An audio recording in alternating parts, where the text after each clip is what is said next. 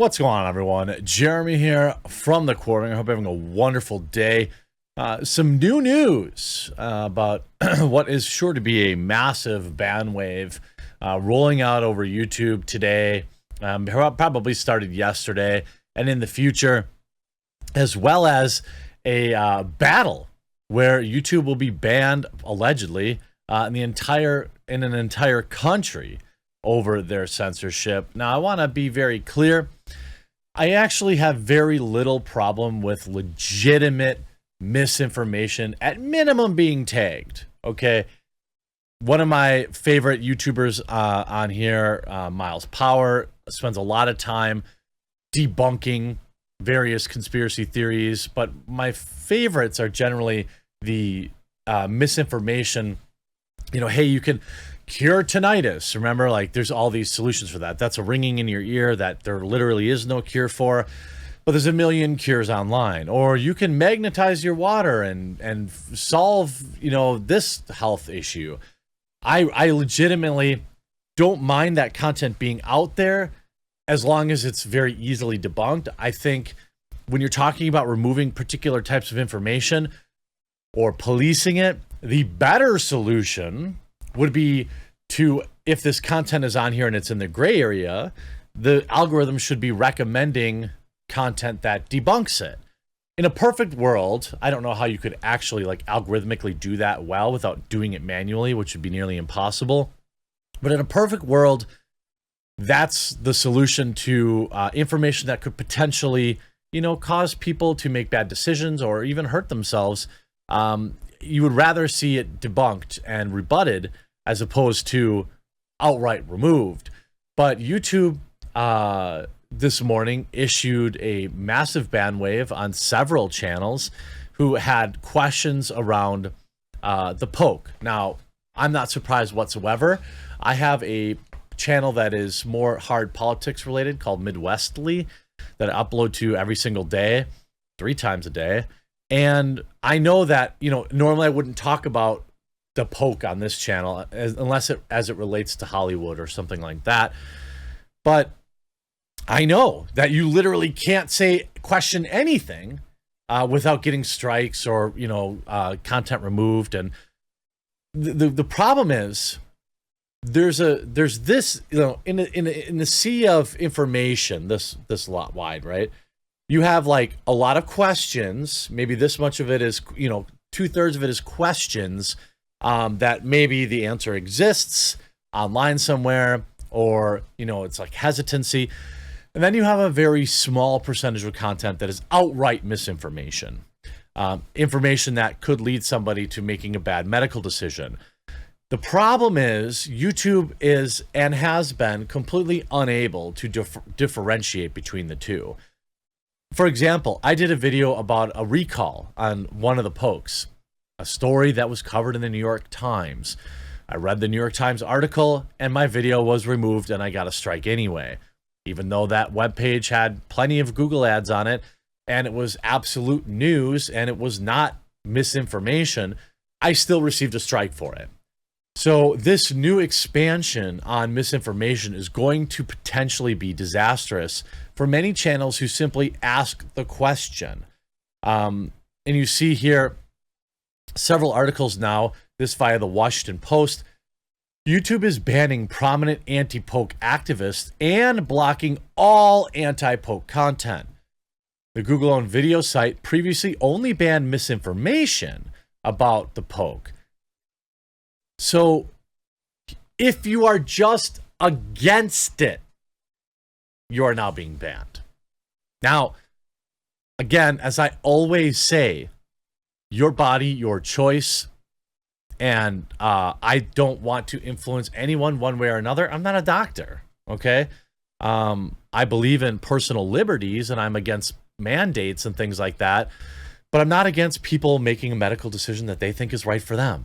And millions of people have done so, and that's good, I think.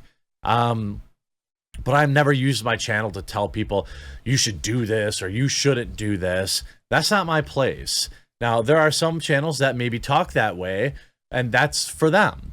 But this is very concerning because it's not just misinformation. It's anybody who is against it. YouTube is taking down several video channels associated with high-profile anti-poke activists, including Joseph Mercola, Robert F. Kennedy Jr., who experts say is partially responsible for helping seed the skepticism that's contributed to slowing poke rates across the country. You know what the slowing, excuse me, you know why the rates have slowed? It's because people like Stephen Colbert and everybody else continue to politicize this. And here's the thing, there's a huge undercurrent of people, I believe, that would qualify as like, you know, they should probably strongly consider it, right? People who are overweight, people who are older, immunocompromised, and they're literally afraid of betraying their friends who have certain political beliefs. This is actually heartbreaking to me. I have family members who have said things to me privately like, oh man, you know, I should probably get it, but I just don't want to deal with this or that. This is not how people should make medical decisions. If you feel like, hey, I'm young and healthy and I don't want to risk any, you know, whatever, that's fine too, okay? But as a part of a new set of policies aimed at cutting down on anti-poke content, the Google-owned site YouTube will ban any video that claim that commonly used pokes approved by health authorities are ineffective or dangerous. Now, again, my problem when you're talking about, I actually am fine with like, excuse me, content getting flagged or like, you know, information bars, or if it's like legitimate misinformation that is scientifically incorrect. You know, I don't want people to be banned for it, but I'm fine with it like getting flagged or having links, you know, the banner, information banner. That's fine. The problem I have is we know YouTube is never going to enforce this correctly. They're going to cast such a wide net, like they always do, like literally every time they do anything like this. The company has previously blocked videos that made those claims about the coof, but not ones for other pokes, like the measles or chickenpox.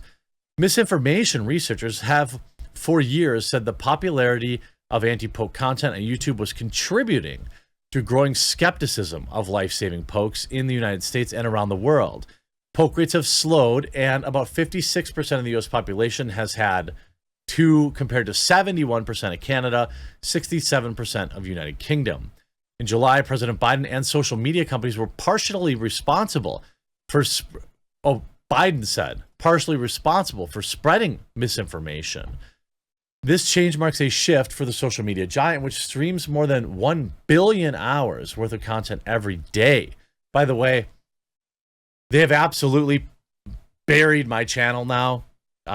It's completely stagnant, and I'm so thankful that I have all of you with me.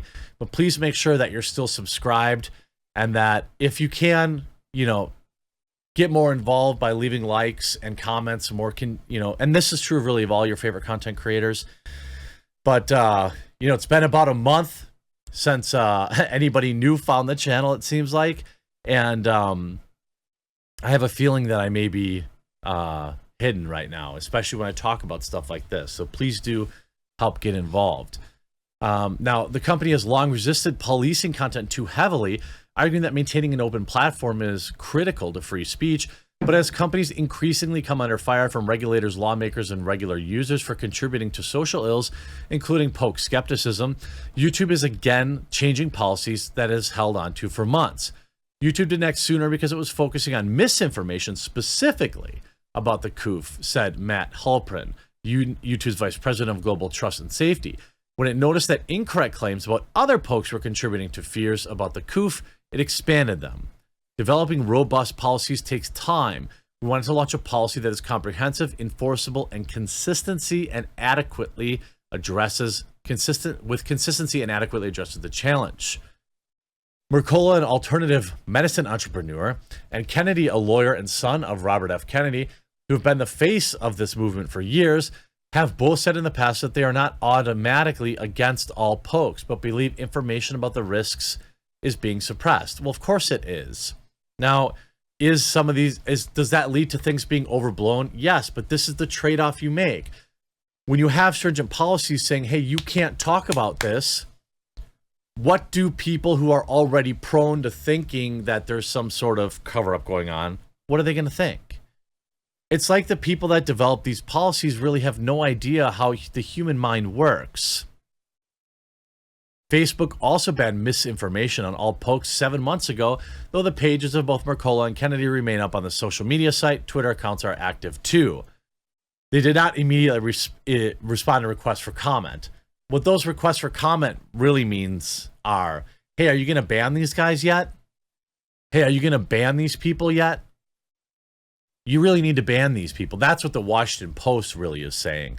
And YouTube, Facebook, and Twitter all banned misinformation about the coup early on, but false claims continue to run rampant. Well, here's another issue, right? Sometimes we say things that are maybe we don't know for a fact at the time. This has happened with the coup, for example. And people are getting banned off Facebook and YouTube and Twitter for saying it. And then 2 months later, we learn that, hey, they were actually right. And they're not getting their accounts back. So this is the problem that I have. I'm not out of hand against protecting people against just stuff that's going to hurt them. Definitely not against that. But what I am worried about is you're going to have somebody in a foreign country who has to look at 1,000 videos every 2 hours is going to have to make the decision on whether or not the video is bannable. And more often than not, and this is from my experience directly, they over-police it. And you're going to destroy a lot of good conversation around this.